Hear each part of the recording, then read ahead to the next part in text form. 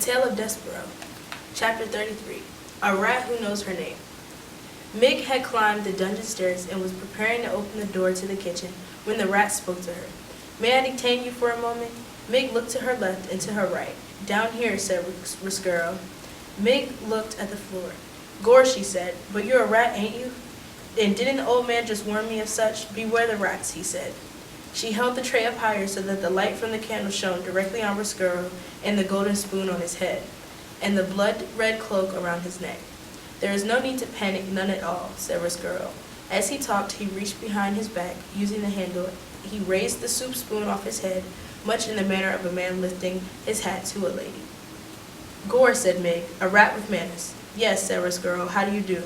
"My papa had him some cloth much like yours, Mr. Rat," said Mig. "Red like that. He traded me for it." "Ah," said Rescuro. He smiled a large, knowing smile. "Ah, did he really? That is a terrible story, a tragic story. Reader, if you will pardon me, we must pause for a moment to consider a great and unusual thing, a portentous thing.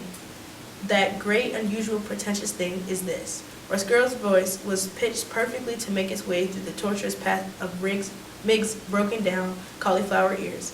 That is to say, dear reader, Miggery So heard, perfect and true, every single word that the rat Rescuro uttered. "You have known your share of tragedy," said Rescuro to Mig. "Perhaps it is time for you to make an acquaintance of the triumph and glory." "Triumph," said Mig. "Glory?" "Allow me to introduce myself," said Rescuro.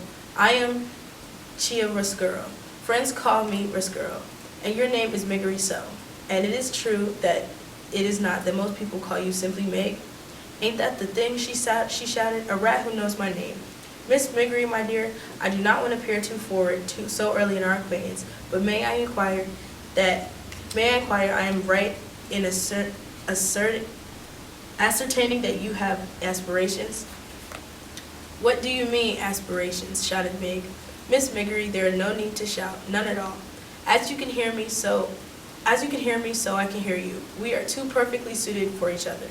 Rescuro smiled again, displaying a mouthful of sharp yellow teeth. "Aspirations, my dear, are those things that would make a serving girl wish to be a princess." "Gore," agreed Mig. "A princess is exactly what I want to be." There is, my dear, a way to make that happen. I believe that there is a way to make that dream come true." "You mean that I could be the Princess P?" "Yes, your highness," said Rescuro, and he swept the spoon off his head and bowed deeply at the waist. "Yes, your most royal Princess P." "Gore," said Mig, "may I tell you my plan? May I illustrate for you how we can make your dream of becoming a princess reality?" "Yes," said Mig, "yes." "It begins," said Rescuro, "with yours truly and the chewing of a rope."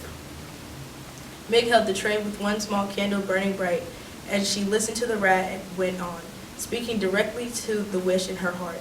So passionately did Rescuro speak, and so intently did the serving girl listen, that neither noticed the napkin on the tray moved, nor did they hear the small mouse-like noises of disbelief and outrage that issued from the napkin as Rescuro went on unfolding, step by step, his diabolical plan to bring the princess to darkness.